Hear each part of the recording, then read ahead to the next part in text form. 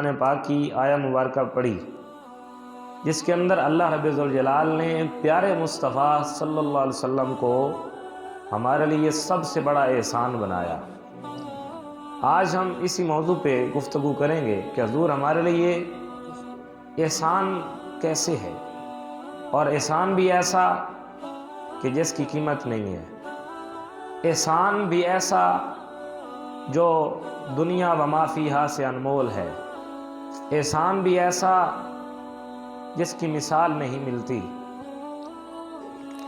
اور اللہ کی نعمت کبریٰ، اللہ کی نعمت کبریٰ، بڑی نعمت جس پہ اللہ رب ذوالجلال نے احسان جتلایا۔ آج ہم اس موضوع پہ چند گزارشات سننے اور سنانے کی توفیق حاصل کریں گے۔ اللہ رب ذوالجلال کی بارگاہ میں دعا ہے رب تعالی ہم سب کو حق سچ بیان کرنے کی توفیق عطا فرمائے اور سن سنا کر عمل کرنے کی توفیق عطا فرمائے۔ تھوڑا سا اگر ابتدائے کائنات کی طرف میں آپ کو لے جاؤں تو بات روز روشن کی طرح آیاؤں کے سامنے آئے گی کہ حضور ہمارے لیے سب سے بڑا احسان کیسے ہے۔ ابتدائے کائنات سے لے کر جناب سیدنا عیسیٰ علی نبینا و علیہ السلام تک مختلف انبیاء اور مرسلین اس دنیا کے اندر آتے رہے۔ اللہ نے جب کائنات بنائی تو رب نے کائنات بناتے ہی اپنا نبی کائنات کو عنایت فرمایا۔ حضرت آدم ابو البشر کی صورت میں اللہ نے فرمایا انی جاعل فی الارض خلیفہ۔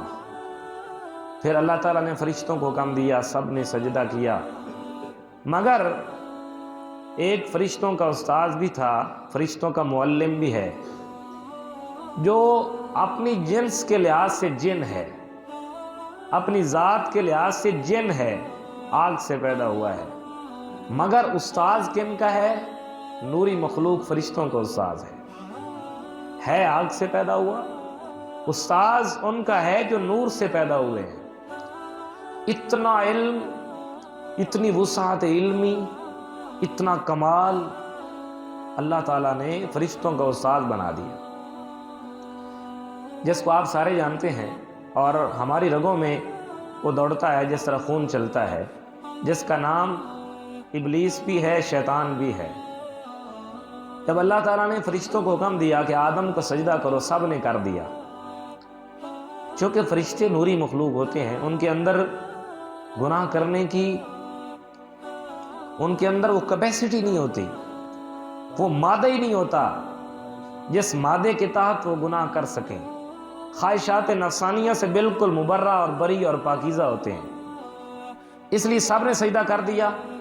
فسجد الملائکہ، سب ملائکہ نے سجدہ کیا، مگر شیطان نے نہیں کیا۔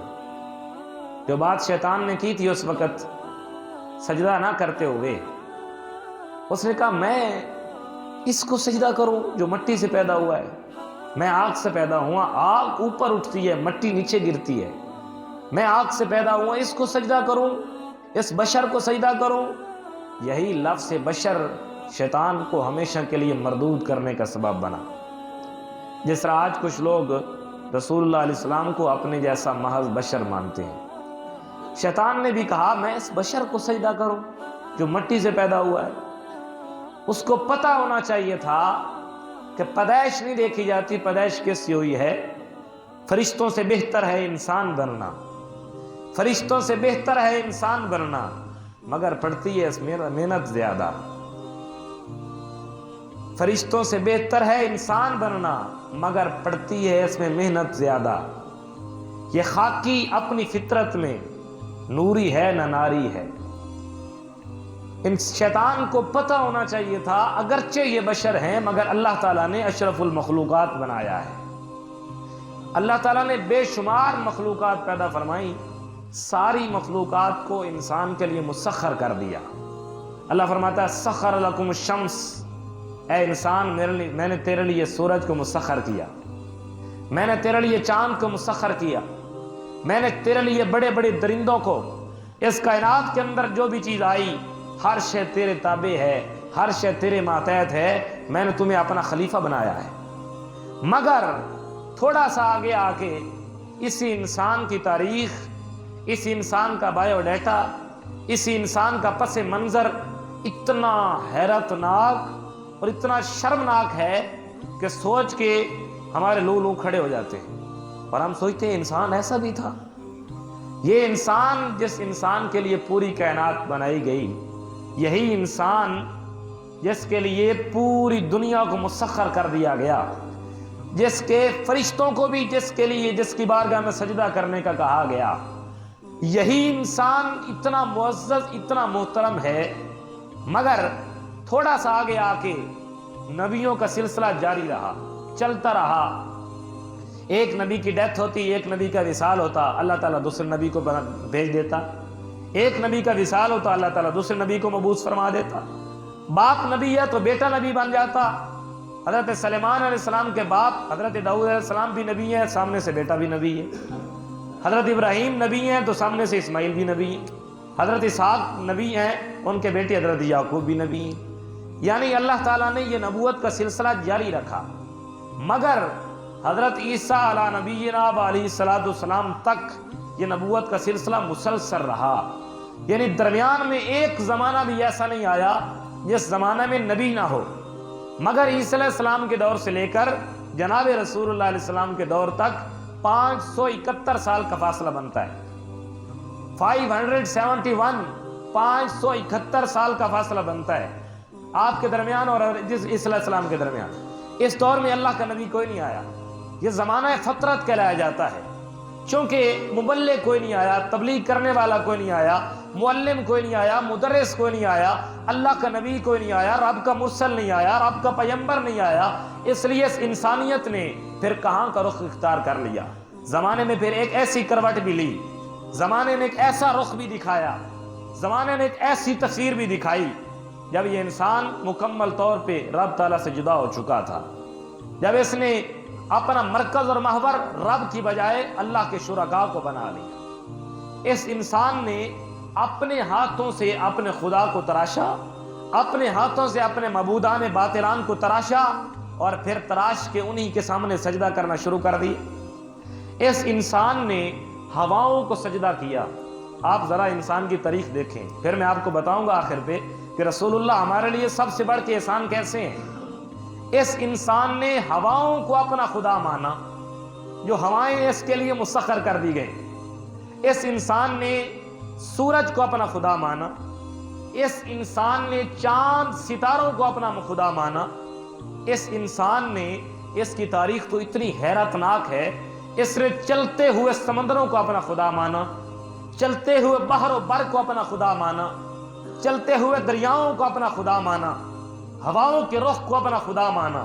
کسی نے مریخ کو اپنا خدا مانا ہے تو کوئی عطارد کو اپنا خدا بنا کے بیٹھا ہے، کوئی زحل کو اپنا خدا مانتا ہے تو کوئی مشتری کو اپنا خدا بنا کے بیٹھا ہے، کوئی چاند کی پوجا کرتا ہے تو کوئی ستاروں کی پوجا کرتا ہے، کوئی سیارے کو اپنا رب مانتا ہے۔ حتیٰ کہ انسان اتنی بےحس انسانیت تھی، اتنی ضلالت پہ مبنیت انسانیت تھی، اس انسان نے زمین پہ رگنے والے سانپ کو بھی اپنا خدا مانا ہے۔ جو سانپ اس کا جانی دشمن ہے ہمیشہ کے لیے، اس انسان نے سانپ کو بھی اپنا خدا مانا۔ یہاں تک بات ختم نہیں ہوئی، اس انسان نے ان درختوں کو بھی اپنا خدا مانا جو درخت اس کی نظر کے لیے، اس کے ذوق نظر کے لیے، اس کے لیے سائباں کا سبب بننے کے لیے، اس کے لیے آکسیجن کا سبب بننے کے لیے اور کاربن ڈائی آکسائڈ لینے کے لیے جن درختوں کو رب نے زمین پہ نصب کیا، اس انسان نے ان درختوں کو بھی اپنا خدا مانا ہے۔ بات یہاں تک بھی ختم نہیں ہوئی، تھوڑا سا آگے چلیے۔ انسان کی تاریخ میں آپ کو بتا رہا ہوں کتنی حیرت ناک ہے۔ اس انسان نے یہاں تک بات ختم نہیں کی، اللہ کے بیت اللہ، رب کے گھر میں، جس گھر کے بارے میں اللہ فرماتا ہے کہ ہم نے زمین پہ سب سے پہلے اپنا بیت اللہ گھر بنایا، جس گھر کی تعمیر و ترقی کے لیے حضرت ابراہیم علیہ السلام اپنے بیٹے اسماعیل کو ساتھ ملا کے ایک اینٹ اٹھا کے، ایک ایک پتھر اٹھا کے نصب کرتے ہیں۔ جب کعبۃ اللہ بن جاتا ہے تو پھر ابراہیم اپنے ہاتھ اٹھا کے اللہ کی بارگاہ میں پتہ ہے کون سی دعا کرتے ہیں؟ ناز کرنا چاہیے تمہیں اور مجھے، اللہ نے ہمیں وہ نبی عطا فرمایا، ہم تو ساری زندگی اسی پہ سجدہ شکر کرتے رہے، حق کے شکر ادا نہیں ہوگا۔ اللہ تعالیٰ نے ہمیں وہ نبی عطا فرمایا جس نبی کا انتظار پچھلے نبی کرتے رہے، جس نبی کے انتظار بڑے بڑے فرشتے کرتے رہے، جس نبی کے انتظار بحیرہ راہب کرتا رہا، جس نبی کے انتظار نستورہ راہب کرتا رہا۔ ارے ہمیں تو فخر کرنا چاہیے، وہ نبی تو منتیں مانتے رہے، التجائیں کرتے رہے، دعائیں مانگتے رہے، آرزویں کرتے رہے، یا اللہ ہمیں اس نبی کا امتی بنا۔ ارے امت مصطفیٰ کے اندر پیدا ہونے والے جوان، اپنی قسمت پہ ناز کیا کر، اپنی قسمت پہ فخر کیا کر۔ پچھلے نبی دعائیں مانگتے رہے، التجائیں کرتے رہے، آرزویں کرتے رہے، منتیں مانگتے رہے، رازداریاں کرتے رہے، نیازیں دیتے رہے، یا اللہ ہمیں اس نبی کو امتی بنا دے۔ مگر تیری اور میری قسمت کے کیا کہنے، تیری اور میرے مقدر کے کیا کہنے۔ ارے تو نے آرزو تو کوئی نہیں کی تھی، یا اللہ مجھے محمد کریم کا امتی بنا دے۔ کبھی تو نے آرزو کی، کبھی تو نے خواہش کی، کبھی تو نے رب کی بارگاہ میں دعا کی ہمیں اس نبی کو امتی بنا دے۔ ارے تو ابھی پیدا ہوا تھا، ابھی تک شعور کی منزلیں طے نہیں ہوئی، ابھی تک زمین پہ اس دھرتی پہ پہلا سانس لیا۔ تیرا باپ مسجد کے مؤذن کے پاس، مسجد کے امام و خطیب کے پاس جاتا ہے اور جا کہتے ہیں مولوی صاحب میرا بیٹا پیدا ہوا، ذرا تشریف لائیں۔ مولوی صاحب جاتے ہیں اور تیرے کان میں جا کے کہتے ہیں اشہد ان محمد رسول اللہ۔ ارے تو نے تو مانگا ہی کوئی نہیں تھا، تو نے تو مطالبہ ہی کوئی نہیں کیا تھا، تو نے تو آرزو کوئی نہیں کی تھی۔ ارے انہوں نے آرزویں کی، مطالبے کرتے رہے، مگر امتی ہونے کا شرف نہ ملا۔ اپنی قسمت میں ناز کیا کر، نہ تو نے مطالبہ کیا، نہ آرزو کی، نہ التجا کی، نہ التماس کی، نہ دعا کی، نہ ڈیمانڈ کی، کچھ بھی نہیں کیا۔ تیرے کان میں مولوی صاحب نے جا کے مبارک دی، کہا پیارے مبارک ہو، جس گھر میں آ رہا ہے یہ گھر محمد کے نوکروں کا گھر ہے۔ اپنی قسمت پہ ناز کیا کریں۔ جب کعبۃ اللہ بن گیا نا تو ابراہیم اللہ کی بارگاہ میں دعا مانگتے ہیں، ربنا وابعث فیہم رسولا۔ کوئی اپنے لیے دعا نہیں مانگی، اپنی اولاد کے لیے، اپنے بچوں کے لیے دعا نہیں مانگی، انہیں عزتیں دے، انہیں تاج پہنا، ہمارے پاس بڑے بینک بیلنس ہو، ہمارے پاس بڑی بڑی زمین کا رقبہ ہو، ہماری اتنی جائیداد، ہمارا اتنا سٹیٹس، ہمارا اتنا لیول ہو، نانا دعا مانگتے ہیں کعبۃ اللہ بنا کے۔ دیکھیں نا اب ہمارے لیے رسول اللہ فرماتے ہیں کہ جو حاجی یہاں سے چلے اور کعبۃ اللہ پہ اس کی پہلی نظر پڑے، کعبۃ اللہ پہ پہلی نظر پڑے، حضور فرماتے ہیں میرا امتی جو بھی دعا مانگے گا رب دعا رد نہیں کرے گا، رب دعا قبول فرمائے گا۔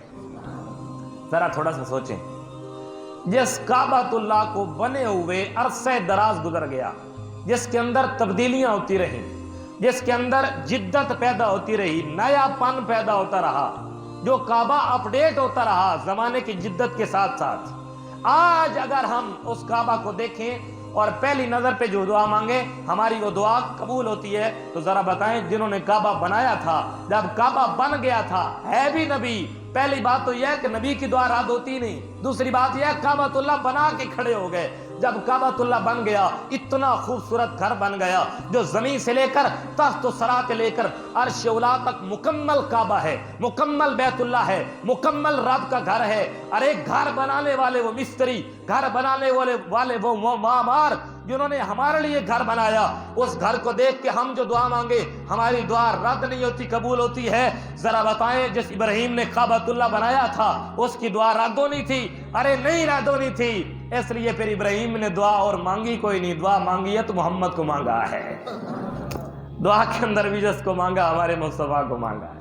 اللہ نے یہ عزت عطا فرمائی۔ پھر زمانہ یہ چلتا رہا، اس انسان نے اس بیت اللہ کے اندر، اس کعبۃ اللہ کے اندر 360 معبودان باطلان رکھی، 360 ہاتھ سے تراشے ہوئے معبود، ہاتھ سے تراشے ہوئے بت کعبۃ اللہ کے اندر رکھے۔ ذرا بتائیں اس وقت عرش کے اوپر، عرش کے نیچے، آسمان دنیا پہ بیٹھے ہوئے فرشتے روتے ہوں گے کہ نہیں روتے ہوں گے؟ کہ یہ وہ مقام تھا جسے رب نے بیت اللہ کہا ہے، اور جسے رب نے مبارک کہا ہے، برکت والا کہا ہے، جس رب نے اپنا گھر کہا ہے، جس کے ارد گرد پوری دنیا طواف کرتی ہے، جو ایک زمین کا مرکز اور محور ہے، پوری دنیا اسلام کے لیے ایک مرکز اور محور کی حیثیت رکھتا ہے۔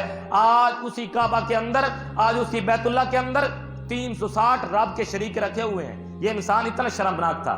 بات یہاں تک بھی ختم نہیں ہوئی، ذرا اور آگے چلیں۔ اس انسان نے ہواؤں کو خدا مانا، पत्थरों को खुदा माना, इस इंसान ने हवाओं के रुख को खुदा माना, किसी ने मरीज को, किसी ने मुश्तरी को, किसी ने जोल को, किसी ने अतारत को, किसी ने चांद को, किसी ने सितारे को, किसी ने सैयारे को अपना खुदा माना। इस इंसान ने दरख्तों को अपना खुदा माना। बात यहां तक खत्म नहीं हुई।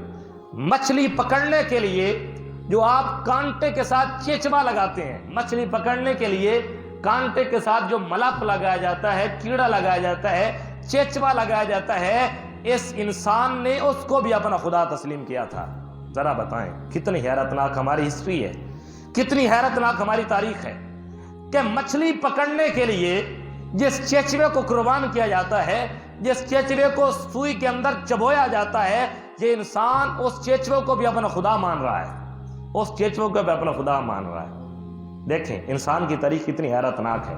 बात यहां तक भी खत्म नहीं हुई। इस इंसान ने, हर कबीले ने अपने लिए एक एक बुत तराशा हुआ है। एक हजूर के सियाबी हैं हजरत दाहिया कल्बी, बहुत खूबसूरत सियाबी हैं, हुस्न जमाल के पैकर हैं। हजरत दाहिया वो सियाबी हैं जिनकी सूरत में जिब्रील अर्श से उतरते थे। हजरत दाहिया कल्बी इतने खूबसूरत सियाबी हैं, हजूर की बारगाह में हाजिर होते हैं। एक दिन ना कीड़ियां चल रही हैं, कीड़ियां, तो ये पांव उठा उठा के चल रहे हैं कि कहीं चींटियां मेरे कदमों में ना आ जाए। हजूर ने जब देखा तो करीम आका की आंखें छिम आंसू बरसाए, हजूर की दाढ़ी मुबारक तर हो गई, करीम आका की हिचकी बन गई। हजूर ने फरमाया दाहिया उस वक्त को याद कर, आज तो एक एक कीड़ी बचाने के लिए अपना पांव उठा उठा के चल रहा है, उस वक्त को भी याद कर जब तूने अपनी सगी बेटी को सिसकते हुए लम्हे में, सिसकती हुई आवाजों में अपनी सगी बेटी को अपने हाथों से जिंदा दफन कर दिया था। अर्ज करते हैं हजूर हुआ कि याद ना दिलाएं। अर्ज करते हैं आका मेरी जहलियत के दौर में दो ऐसे वाक़े हैं, एक वाक़े को जब मैं याद करता हूं मेरी हंसी नहीं रुकती, दूसरे वाक़े को याद करता हूं मेरी आंसू नहीं रुकते। हुजूर फरमाते हैं कौन से? अर्ज करते हैं प्यारे एक वाक़या तो हंसी वाला ये है कि मैं एक दिन सफ़र करने के लिए अपना सामान बांधा, सामान बांध के जब सफ़र करने लगा तो मैंने अपना माबूद जो था अपने हाथों से तराशा हुआ बुत पत्थर का, मैंने वो भी सामान में रख लिया, मगर जब सामान उठाया तो सामान वजनी हो गया। मैंने कहा चलो खुदा साहब आप चूंकि बहुत वजनी है इसलिए आप नीचे रहें। तो फिर मैंने आटा गूंदा, आटा गूंद के ना गंदम का या जौ का आटा गूंद के फिर मैंने अपने हाथों से अपने लिए खुदा बनाया, अपने लिए माबूद बनाया। मैंने कहा चलो सफर भी होता रहेगा और साथ साथ पूजा पाठ भी चलती रहेगी। अपने हाथों से खुदा बनाया। जरा तवज्जो मेरी तरफ करें, हजूर कितना बड़ा एहसान है हमारे ऊपर। अपने हाथों से कहते हैं हजूर मैंने अपना माबूद बनाया कि चलो सफर भी करता रहूंगा, पूजा पाठ भी चलती रहेगी। देखिए इंसानियत कितनी शर्मनाक है कि उसको खुदा मान रहा है जिसको अपने हाथों से बना रहा है, जिसको अपने हाथों से तराश रहा है आटे से। कहते हैं हजूर मैं जो मेरे ज़हन में सफर था उस मुताबिक मैंने सामान ले लिया खाने पीने का, मगर सफर बढ़ गया, अब मेरे पास खाने पीने का सामान कोई नहीं, भूखा हूँ। इस तरह ना हाथ बांध के ना अपने खुदा को सामने रख के कहता हूँ खुदा कुछ कर मेरे लिए, भूखा हूँ प्यासा हूँ कुछ मेरे लिए कर। कहते हैं हजूर उसने क्या सुननी थी मेरी बात, उसने क्या सुननी थी। फिर मैंने सोचा, मैंने कहा मेरे मबूद साहब अब चूंकि मेरे पास और चारा कोई नहीं, तुम आटे के बने हुए हो। कहते हैं हजूर मैंने उसी अपने मबूद को दौरे सोटे के अंदर उसी को ग्राइंड किया, ग्राइंड करके उसी की रोटी पकाई और वही रोटी खा गया। आज जब मुझे वाकया याद आता है हंसी नहीं रुकती कि मैं इतना जाहिल था कि जिस खुदा को अपने हाथों से तराशा आज वही खुदा मेरे पेट में है। अरे उस खुदा ने भी तो कहा होगा ना जरे कुछ तो मेरे ऊपर रहम कर, कुछ तो मेरा हया कर, मैं तेरा खुदा रहा हूं, अरे तू मुझे खा रहा है, फिर मुझे पता नहीं कहां कहां फेंकेगा, अरूड़ी की जीनत बनेगा, लैट्रिनों की जीनत बनेगा, तेरा पखाना बन के बाहर निकलूंगा।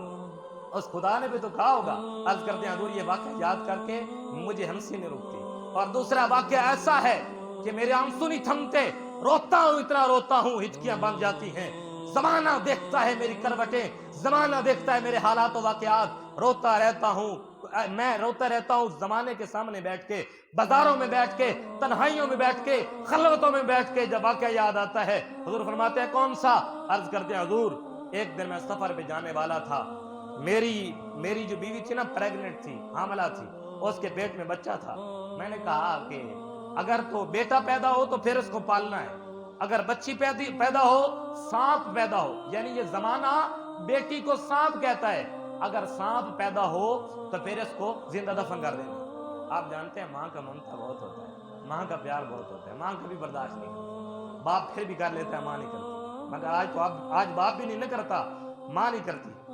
وہ کہتے ہیں جی مجھے 4-5 سال لگ گئے، 5 سال کے بعد جب میں گھر واپس آیا تو میرے گھر کے اندر، میرے گھر کے دروازہ کھولنے والی وہی بچی ہے جس کو میری بیوی نے میرا پیار اتنا سکھایا تھا، ابھی تک میں دروازے پہ دستک دے رہا ہوں، میری بیٹی نے مجھے دیکھا تک نہیں، مگر کہتی ہے یا اباتی، ابا جی آ گئے ہو، ابا جی تشریف لے آئے۔ میری وہ بیٹی ننھے سے لہجے میں کہتی ہے ابا تشریف لائے، پھر چپک سے پھر بھاگ کے میرے سینے سے لگ جاتی ہے۔ بیٹیوں کی قدر تو وہ جانتے ہیں جنہیں اسلام کے اندر تعلیمات کا پتہ ہو، بیٹیوں کی قدر تو وہ جانتے ہیں جو کریم آقا کے ساتھ محبت کرتے ہوں، بیٹیوں کی قدر تو وہ جانتے ہیں جن کے اوپر رسول اللہ علیہ السلام کی مہربانیوں کا سایہ ہو، بیٹیوں کی قدر وہ جانتے ہیں۔ کہتے ہیں حضور مجھے احساس نہیں ہوا، مجھے اس کے ننھے لہجے پہ پیار نہیں آیا، جب میرے سینے سے لگی میں نے فوراً اتارا پھینک دیا۔ میں نے اپنی بیوی کو کہا ارے یہ سانپ کون ہے؟ میری بیوی دبے لہجے میں کہتی ہے یہ تیری بیٹی ہے، یہ تیری لخت جگر ہے، یہ تیری بیٹی ہے، یہ تیری روحانی، یہ تیری جسمانی اولاد ہے۔ کہتے ہیں مجھے پھر بھی رام نہیں آیا۔ میں نے کہا اس کو تیار کرو، میری بیوی تیار کرتی ہے، تیار کر کے میں جب اس کو لے کے جا رہا ہوں نا، اپنے ہاتھ میں کلاڑی بھی پکڑی ہوئی ہے، اپنے ہاتھ میں وہ زمین کھودنے کے لیے ایک آلہ بھی پکڑا ہوا ہے، اور اپنے ہاتھ میں دوپٹہ بھی پکڑا ہوا ہے۔ میری بیٹی ساتھ ساتھ چل رہی ہے، پوچھتی ہے بابا آج ہم کہاں جا رہے ہیں؟ میں کہتا ہوں آج ہم دوست کے پاس جا رہے ہیں۔ میری بیٹی چلتی ہے، پھر ہم ایک وہ وقت بھی آتا ہے، ایک وہ علاقہ بھی آتا ہے جہاں بیابان ہے، نہ کوئی بندہ ہے، نہ پرند ہے، نہ چرند ہے، مکمل بیابان ہے۔ میری بیٹی سسکتے لہجے میں پوچھتی ہے بابا یہاں تیرا کون سا دوست ہوگا اس بیابان میں؟ کہتے ہیں مجھے پھر بھی رام نہیں آیا۔ میں نے گڑھا کھودنا شروع کیا، اور وہ میری بیٹی، یاد رکھیں یہ تمہارے بیٹے بھی اللہ کی نعمت ہیں، مگر جب تم مرتے ہو یہی بیٹے تمہاری جداد کے پیچھے اپنے گروبانوں میں پکڑتے ایک دوسرے کے، تم مرتے بعد میں ہو، تمہارا بیٹا ایک کی نظر تمہاری گھڑی پہ ہوتی ہے، دوسرے کی نظر تمہاری دائیں جیب پہ ہوتی ہے، اور تیسرے کی نظر تمہاری بائیں جیب پہ ہوتی ہے۔ کوئی باپ تمہاری کوئی بیٹا تمہارے فلاں علاقے کو دیکھ رہا ہے، کوئی فلاں بینک بیلنس کو دیکھ رہا ہے، مگر خدا کی قسم ہے تمہاری بیٹی کے دل میں کبھی بھی یہ خیال نہیں آیا اپنے باپ کی گھڑی اتار لوں۔ ارے تمہارے مرنے کے بعد بھی تمہارا صاحباں، تمہارا وارث تمہارا بیٹا نہیں بنتا، تمہارے جیتے ہو بھی تمہاری خدمت کرنے والی بیٹی ہوتی ہے، اور تمہارے مرنے کے بعد بھی تمہاری قائد، تمہاری سپہ سالار، تمہاری وارث، اور تمہاری کوئی سسکتے ہوئے لہجے میں بولنے والی اور تمہاری کوئی بات کرنے والی ہوتی ہے تو تمہاری بیٹی ہوتی ہے، بیٹی ہوتی ہے، بیٹی۔ اچھا کہتے ہیں جناب میں نے اس کو گڑھے میں لٹایا، تو وہ ابھی سمجھ رہی تھی کہ بابا میرے ساتھ کھیل رہے ہیں، لیکن جب میں نے مٹی ڈالنی شروع کی تو وہ کہے بابا یہ کون سی دوستی ہوئی، یہ کون سا پیار ہوا؟ کہتے ہیں جب میں گڑھا کھود رہا تھا تو میری بیٹی اپنے ننھے پلو سے، چھوٹے سے پلو سے آ کر میرا آ کے پسینہ پوچھتی ہے، کہتے ہیں میرا بابا تھک گیا ہوگا، کہتی بابا مجھے دے دو، میں گڑھا کھودتی ہوں، مگر حضور سے پتہ نہیں تھا کہ یہ گڑھا اس کے لیے مقبرہ، اس کے لیے قبر، اس کے لیے مزار بنے گا، اسے پتہ نہیں تھا، مگر وہ پھر بھی میرا خیال کر رہی ہے۔ جب گڑھے کے اندر لٹایا، جب میں اس کے اوپر مٹی ڈالنے لگا، پھر اس نے دبے لہجے میں پوچھا، ٹوٹتے ہوئے لہجے میں پوچھا، اس نے کہا بابا میرا قصور کیا ہے؟ آج مجھے گڑھے کی زینت بنایا جا رہا ہے، آج مجھے دفن کیا جا رہا ہے، میرا قصور کیا ہے؟ تو حضور مجھے اس وقت بھی رام نہیں آیا۔ اس لیے اللہ کا فرمان ہے، اللہ کو قرآن کہتا ہے بِأَيِّ ذَنبٍ قُتِلَتْ، اس دن قیامت والے دن اس بچی کو جسے زندہ درگور کیا گیا تھا، اس بچی کو کٹہرے میں کھڑا کر کے اللہ بچی سے پوچھے گا بِأَيِّ ذَنبٍ قُتِلَتْ، بچی تجھے کس جرم میں قتل کیا گیا تھا؟ تیرا جرم کیا تھا؟ کبھی تک تیری سانس ننھی ہے، ابھی تک شعور کی منزلیں طے کوئی نہیں کی، تیرا باپ تجھے زندہ دفن کر آیا، ارے تیرا قصور کیا ہے؟ زمانے کا قانون ہے، مجرم سے پوچھا جاتا ہے تو نے یہ جرم کیوں کیا، مگر قیامت والے دن مجرم سے نہیں پوچھا جا رہا تو نے بچی کو دفن کیوں کیا، بچی سے پوچھا جا رہا ہے بِأَيِّ ذَنبٍ قُتِلَتْ، تجھے کس گناہ کے پاداش میں قتل کیا گیا، کس جرم میں قتل کیا گیا؟ حضور سے پوچھا گیا جناب جو مجرم سے پوچھا جاتا ہے نا جرم کیوں کیا، مگر قیامت والے دن بچی سے کیوں پوچھا جائے گا؟ حضور فرماتے ہیں اللہ اس بندے سے اتنا ناراض ہوگا، رب اس بندے سے پوچھنا بھی گوارا نہیں کرے گا، رب اس بندے کی طرف دیکھنا بھی گوارا نہیں کرے گا۔ اتنا زمانہ بربریت، اتنا زمانہ ظالم، اتنا زمانہ فساد۔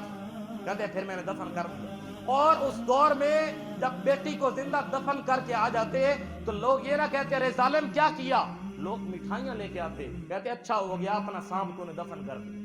बेटी को सांप कहा जा रहा है, उस दौर में बेटी को सांप कहा जा रहा है। मगर जब करीम आका की विलादत बासादत हुई, जब हुजूर की बेसत हुई, जब करीम आका की जलवागरी हुई, मेरे नबी ने सहाबा का मजमा लगा के हुजूर ने कहा, ओए सहाबा, तुमने जाहिलियत का जमाना देखा, जिस जमाने में बेटियों को जिंदा दरगोर किया जाता था। फरमाया अब ऐसा नहीं होगा, अब मेरा दौर आ चुका है। फरमाया अल फातिमा तो बदा तो मिन्नी, फरमाया बेटियों को दफन करना तो दूर है, मेरी फातिमा तो मेरे जिगर का टुकड़ा बन के आई। जरा बताएं, हुजूर हमारे लिए सबसे बड़ा एहसान है कि नहीं? वो जमाना, अच्छा आज अगर भाई नदीम कहे ना मुझे अपनी बेटी प्यारी लगती है, या बाबा करम अली कहे वगैरह वगैरह, हमें अपनी बेटियां प्यारी हैं, उनके लिए कोई तासीन का कलमा कहे, बड़ी बात नहीं है। आप कोई बड़ी बात नहीं, आप तो बेटियों की कदर होती है। बड़ी बात तो उस वक्त है कि जब पूरा दौर, पूरा जमाना बेटियों को जिंदा दफन कर रहा है, उस दौर में आके करीमा का ये फकत कलमे तासीन नहीं है। थोड़ा पीछे हट के देखें, इसके अंदर बड़ी हिकमतें पोशीदा हैं, इसके अंदर कायदे इनकलाब। आज कहते हैं हमारा वो कायदे इनकलाब है, हमारा वो कायदे इनकलाब है।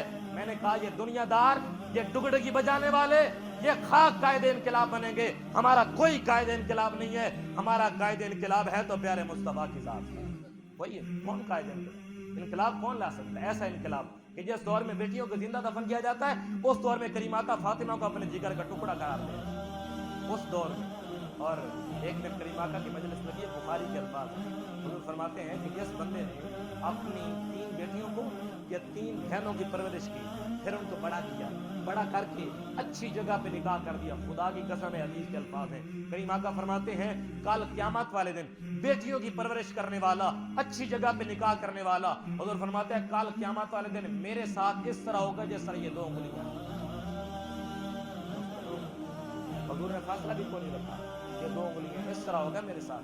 एक सियाबी होता है, तो जनाब अगर 3 बेटियां ना हो तो फिर अगर 2, करीम आका फरमाता है कोई बात नहीं, अगर 2 भी हो उन्हीं को बड़ा करके अच्छी जगह पे निकाह कर दे, मैं मोहम्मद जन्नत की जमानत दे रहा हूँ।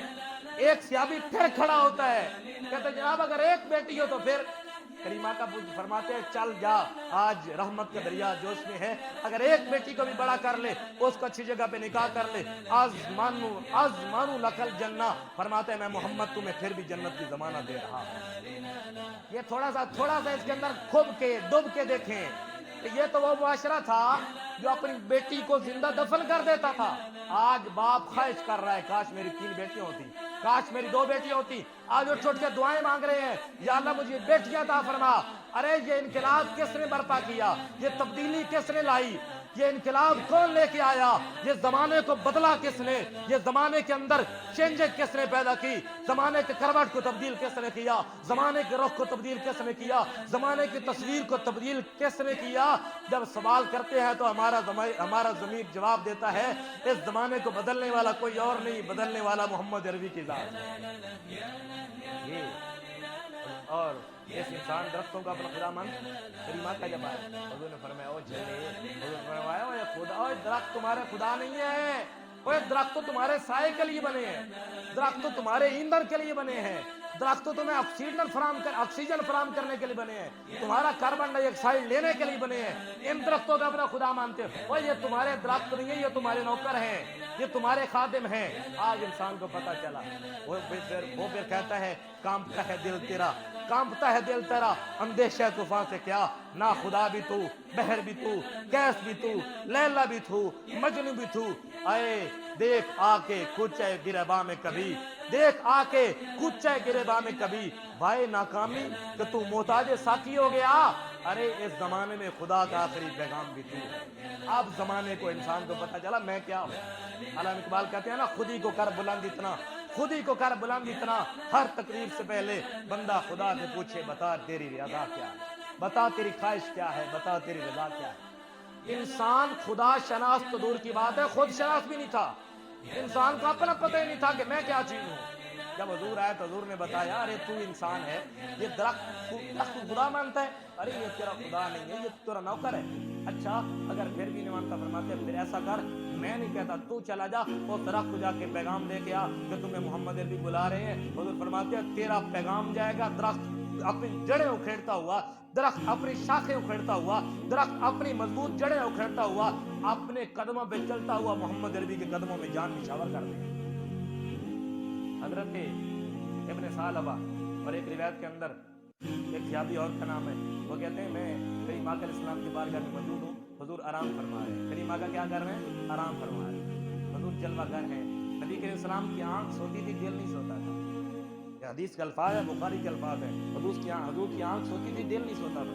हुजूर आराम फरमा रहे हैं। कहते हैं मैं खड़ा था तो थोड़ी सी देर हुई, एक दरख्त चला, अपनी जड़ें उखेड़ता हुआ करीम आका की बारगाह में आया, एक मरतबा झुका, फिर उठा, फिर झुका, फिर उठा, फिर झुका, फिर उसी तरह चलता हुआ अपनी साबिक़ा जगह पे चला गया। मैं हैरान था, यार ज़माने ने आज तक ऐसा वाक़या कभी देखा?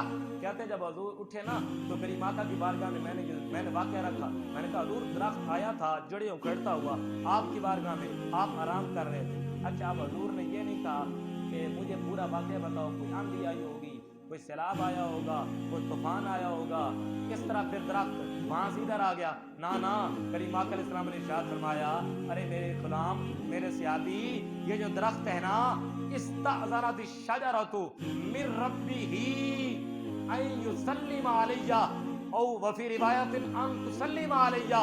मेरे नबी ने ये नहीं फरमाया ये सैलाब आया होगा, तूफान आया होगा, फिर ना करीम आका उठते हुए हजूर ने फरमाया मेरे गुलाम, ये दरख्त जो सामने खड़ा है ना, इसने अल्लाह की बारगाह में अर्ज की है, मौला आज तेरा महबूब नेड़े आ गया, जरा सलाम ना करके आ जाऊं। आज तेरा महबूब आ गया, जरा सलाम ना करके आऊं। फरमाया ये दरख्त मोहम्मद अरबी को सलाम कर रहा। हजूर ने बताया ये दरख्त तुम्हारे नौकर है। उस जमाने के अंदर, जब जमाने के अंदर गुलामों को अपने जूते की नोक समझा जाता है, औरतों को पता क्या कहा जाता है? अरे ये औरतें जूते की तरह, जब तक वो जूता नया रखा, जब पुराना होगा। और तो आज कहते हैं ना वो मेरा जिस्म मेरे मर्जी के, वो पिछले साल के अंदर वो कुछ हमारी बेगैरत और बेहया माओं ने, बहनों ने, बेटियों ने वहाँ जुलूस निकाले और रोड पे खड़े होकर कहा इस्लाम तो हमें हकूक ही नहीं देता, मेरा जिस्म मेरी मर्जी। मैंने कहा ना बेटी, तेरा जिस्म तेरी मर्जी नहीं है, जिस्म भी खुदा का है और मर्जी मुस्तफा की है। तेरा जिस्म तेरी मर्जी कब हो गई? जिस्म खुदा का है, मर्जी मुस्तफा की चलती है। तू कहती है इस्लाम ने इज्जत नहीं दी, मैं बताता हूँ इस्लाम ने कैसे इज्जत दी। अरे इस्लाम के आने से कबल तो तुझे जूते की नोक समझा जाता है, तुझे जूते की नोक समझा जाता है, और तेरे घर के ऊपर झंडा लगाया जाता है, तेरे साथ 8-8, 10-10 बंदे आके ज्यादती करते हैं। फिर तेरा जो बच्चा पैदा होता है फिर किसी की तरह इशारा करके कह देती है ये इसका है। मगर जब इस्लाम आया, इस्लाम ने बताया कि बीवियां जो होती हैं ये नौकरानियां नहीं होती, बीवी घर की खादिमा नहीं होती, बीवी घर की मालिक होती है, बीवी घर की मालिक होती है। इस्लाम ने बताया।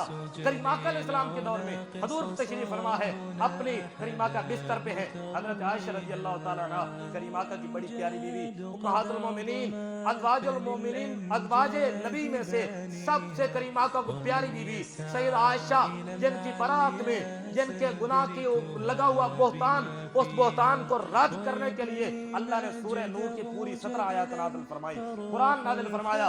उस करीम आका की वो बीवी एक बर्तन को मुंह लगा के पीती है। करीम आका फरमाते हैं आयशा जरा मेरे लिए भी जूठा बचा के रख लेना, मैं मोहम्मद तेरा जूठा।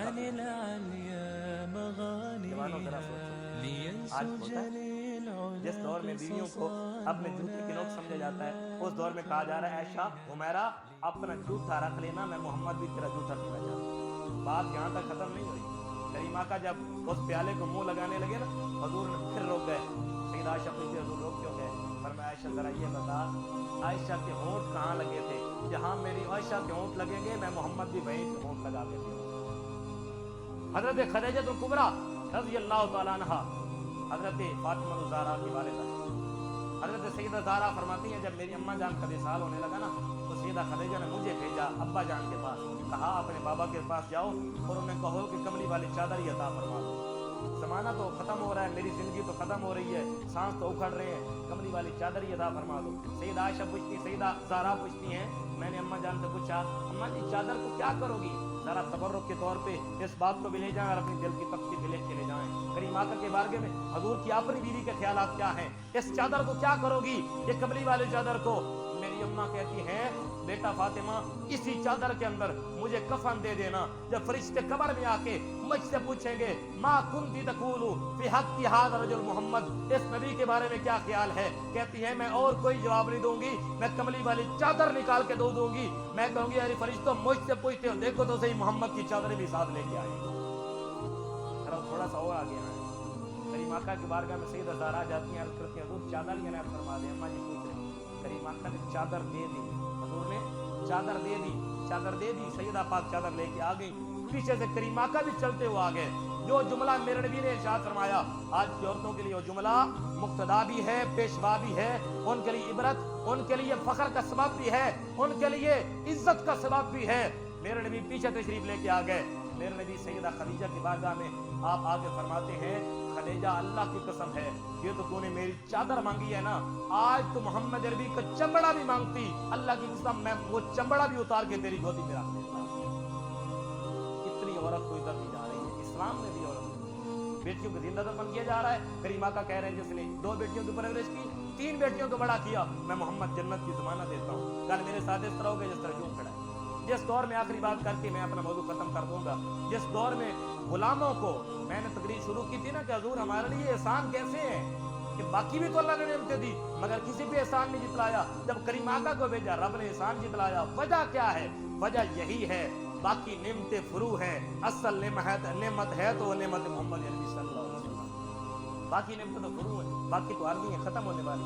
جو نہیں ختم ہونے والی, ہمیشہ باقی رہنے والی ہے, وہ نعمت میرے مصطفیٰ کریم علیہ السلام کی ذات, کریم آقا کی ذات. جس دور میں غلاموں کو کہا جاتا ہے اوے کھانا کھانا تو ہم سے دور ہو کے کھا, ہمارے پاس نہ, تجھ سے بو آتی ہے, تیرے اندر سے بدبو آتی ہے, اس دور میں کریم آقا حضرت بلال کو پتہ ہے کہاں کھڑا کرتے ہیں؟ پتہ ہے آپ کو؟ اس دور میں کریم آقا حضرت بلال کو کعبہ کی چھت پہ کھڑا کرتے ہیں, کعبہ کی چھت پہ کھڑا کرتے ہیں.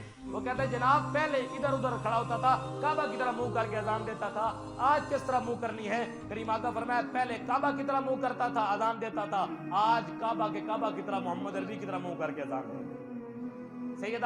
حضرت سیدنا فاروق اعظم جیسا قریشی صحابی, ہاشمی صحابی, اتنے بڑے نسب کا مالک, اتنے بڑے قد کاٹ کا مالک, 26 لاکھ مربع میل کا مالک, امیر المومنین, وہ فاروق اعظم جن کے بارے میں کریم آقا فرمائے لو کان بعدی نبی لکان عمر, اگر میرے بعد کوئی نبی ہوتا عمر ہوتا. وہ عمر بھی جب بلال کو پکارتے ہیں تو یہ نہیں کہتے یا بلال, کہتے ہیں یا سیدی, اور میرے سردار میری بات سن.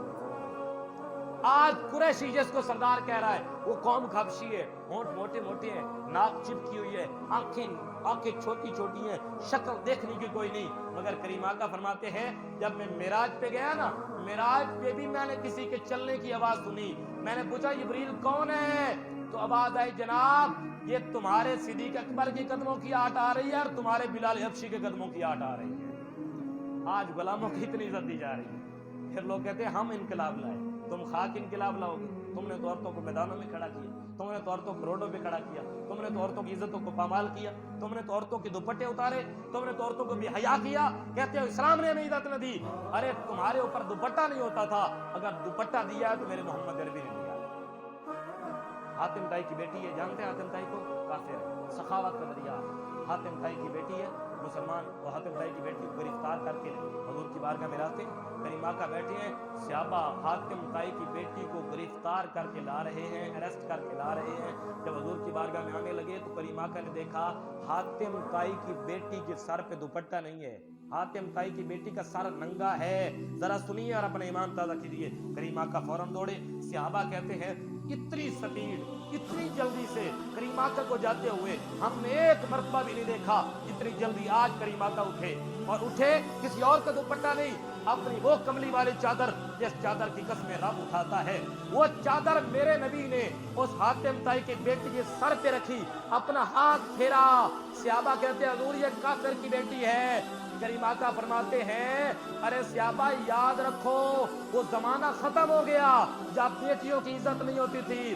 فرمایا اب میں محمد کا زمانہ ہے. فرمایا اگرچہ کافر کی بیٹی ہے مگر بیٹیاں سب کی سانجھی بیٹیاں ہوتی ہیں. میرے نبی نے بتایا بیٹی کیا ہے, ماں کیا ہے. ماں کو مصر کے بازار میں, عرب کے بازار میں, عکاظ کی منڈی میں 3 بیٹوں نے اپنے ہاتھوں سے سگی ماں کو 3000 درہم کے بدلے بیچ دیا, اپنی ماں کو بیچ دیا. ذرا تصور تو کریں اپنی ماں کے بارے میں خیال کریں. آپ اپنی ماں کو بیچنا تو دور کی بات ہے, کوئی آپ کی ماں کو بات کر کے تو دکھائے. اپنی جان نہ دے دے اپنی ماں کی خاطر, اپنی ماں کی ناموس کی خاطر, اپنی ماں کی عزت کی خاطر. ارے ہماری مائیں ہمارا سینہ ہے, ہماری مائیں ہمارا درد ہے, ہماری مائیں ہماری عزت ہے, ہماری مائیں ہمارا ناموس ہے. ماں تو ہمارا دل ہوتے ہے. ارے اس دور میں سگے 3 بیٹے اپنی سگی ماں کو 3000 درہم کے بدلے بیچ رہے ہیں. ایک بیٹا 1000 درہم لے رہا ہے, دوسرا بیٹا 2000, تیسرا بیٹا 1000 درہم لے رہا ہے. 3000 بانٹ لیے گئے. مگر جب کریم آقا آئے, اس لیے تو قرآن نے کہا لَقَدْ مَنَّ اللَّهُ عَلَى الْمُؤْمِنِينَ إِذْ بَعَثَ بِهِمْ رَسُولًا. جب کریم آقا آئے نا, حضور نے فرمایا ارے او ماؤں کو بیچنے والوں, او ماؤں کو بازاروں کی زینت بنانے والوں. کریم آقا فرمایا تم جنت لینا چاہتے ہو؟ آپ کرتے آقا لینا چاہتے ہیں. فرمایا جنت رب کی دور کوئی نہیں. حضور کہاں پہ ہے؟ فرمایا ان الجنت تحت اقدام الامہات. فرمایا ابھی اٹھو, اپنے ماں کے قدم جا کے چومو, ماں کے قدم جا کے دباؤ, تمہاری ماں قدم اوپر اٹھائے گی, رب کی جنت تمہاری ماں کے قدموں تلے بچھی ہوگی. حضور نے بتایا. اس لیے کسی نے کہا تھا ارباب نظر کو کوئی ایسا نہ ملے گا, بندے تو مل ہی جائیں گے مگر آقا نہ ملے گا. تاریخ اگر ڈھونڈے گی ثانی محمد, تاریخ اگر ڈھونڈے گی ثانی محمد, ارے